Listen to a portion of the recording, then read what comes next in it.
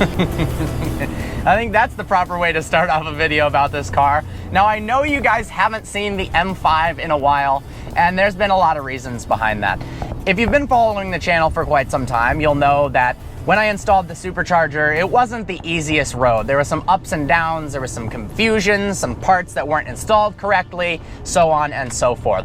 More recently, the car unfortunately was hit and run while parked in a parking lot. Still never found out who did it. Although I have a bit of a clue, there was a large container dropped off the night that the car was hit, and I think potentially the truck that dropped that container off backed into it, and it was probably such a big truck that honestly they didn't even know they hit my car and drove off, and well, my car was damaged. The good news is, as this video is going up right now, my bumper should be arriving today. Then I'm gonna send it off to a paint shop to get painted, and then I'm gonna do the install myself, post it on the channel so that you guys can experience it. There are a few guys actually who reached out to me and said, hey, I've gotten an E39 M5. Let me know when you do the install video because I want to do it myself since I've got bumper damage. Now, Ryan from E39 Source, bunch of good guys there, has a great tutorial on how to install a rear bumper on an E39 M5. So I'm going to be following that. Hopefully it's not too difficult and it'll be looking good as new. So this video is about living with the VT560 Supercharger, or a supercharged BMW M5 in general. What my experience has been like, do I regret it? Would I do it again? So on and so forth. How's the power been? How's the maintenance been? I've put about 1,500 to 2,000 miles on the Supercharger kit since I put it on. It's been just as easy to maintain, and the car feels completely stock until you're in the upper RPM ranges of the power band when you're full throttle. I also haven't lost any fuel economy, which, I mean, it's not the biggest deal in a 5-liter V8, but something to note. Sound-wise, it doesn't really sound any different, other than when you let off the throttle, there's this little twiddle from the blow-off valve, but it pretty much sounds like your good old naturally aspirated BMW V8.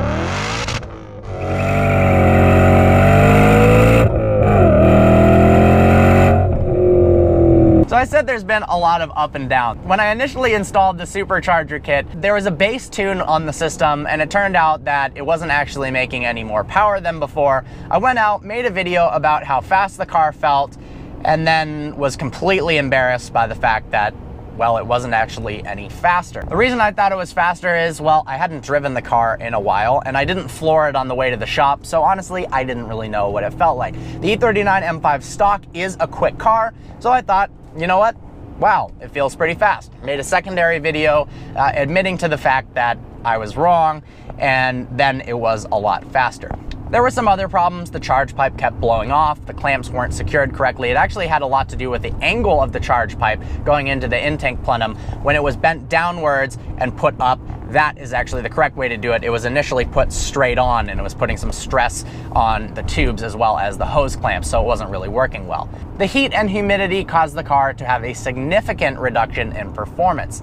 I thought something was wrong with the vehicle, went all over the forums, called ESS, tried to diagnose the issues, and was pretty much completely out of luck. Now, it turns out it was just heat soak. These base kits, like the VT560 or any of the base Supercharger kits, don't come with an intercooler. Now, it's a little bit confusing.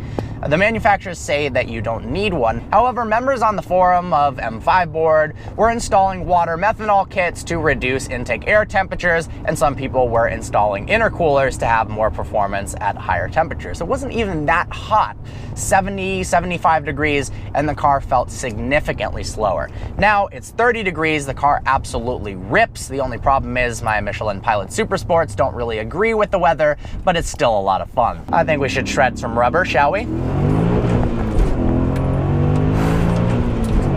Oh, so the car does feel very fast. I did an initial race video when the M5 was stock versus my 2016 S550. The S550 has more horsepower and torque than a stock M5, but it weighs a good 800 pounds more. It was a good race. I didn't have the best launch, and the S550 ended up winning. I want to do a rematch. I'm going to try to do that soon between this car and the Mercedes to see after the Supercharger. Hopefully it smokes it. Would I do this again? Well, I've learned a lot. A major part of modifying your car, and before this, the only modifications I had done is an exhaust or a tune on a vehicle, nothing as extensive as adding forced induction, although this is a bolt-on kit that in theory you could do in your garage with your friends. I really wouldn't recommend doing that unless you have a lot of experience modifying cars because of what I'm gonna tell you. I tried to save money by having a friend's shop do it. Now, it ended up, at this point, working out totally fine, but it took longer to diagnose the bugs and there was more of a headache. While ESS isn't exactly right in my backyard, going to the actual manufacturer of the Supercharger or having an authorized ESS installer do the process, install the kit, who's done it multiple times before and knows all of the little hiccups, is a much better idea. That way, if there are some things that are wrong, they'll be able to figure it out, because the problem is when there's issues, you don't know if it's your car, just the stock M5, if it's the Supercharger, or if it's the tune, or a handful of other issues. It is pretty difficult to diagnose. You can't just take it to an average BMW independent mechanic and ask them to fix it, because chances are they're not familiar with the system and they're not going to know. Some people, of course, will know. Others will tell you they think they know how to do it, and it turns out they have no idea what they're doing and they're just tinkering around with it. I don't regret the Supercharger. It makes the car more fun to drive, especially because it doesn't get rid of that beautiful power band that the M5 has. It revs up to 7,250 RPMs and it climbs so steadily, and with the Supercharger, it just gives you that extra little kick forward that makes the car more exciting. I'm not gonna lie, getting into the modified car world has been pretty fun, and riding in Damon's car on Snowball Rally, seeing an 800 horsepower supercharged Huracan, yeah, it definitely makes me want to up the power on my Huracan. Am I gonna do that? Only time will tell. I'm leaning more towards going twin turbo instead of supercharging if I were to do it. The only issue is right now the car is under factory warranty. Obviously, if you add twin turbos and you boost the power by 300 or 400 horsepower, it's not under warranty anymore, and things can go wrong.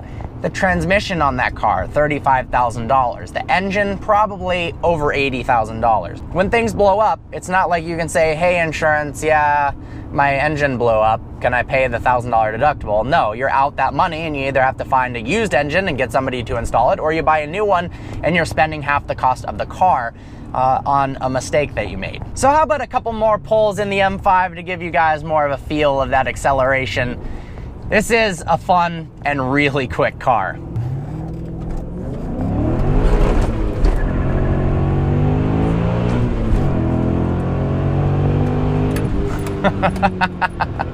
Oh man, this is fun. I love this car. There's nothing like driving this generation of BMW M cars. I think honestly, although you can say that the E60 M5 engine might have been one of the best engines that BMW has ever made, in terms of an overall car, I think the E39 M5 and the E46 M3 might take the cake for best BMW M cars ever made.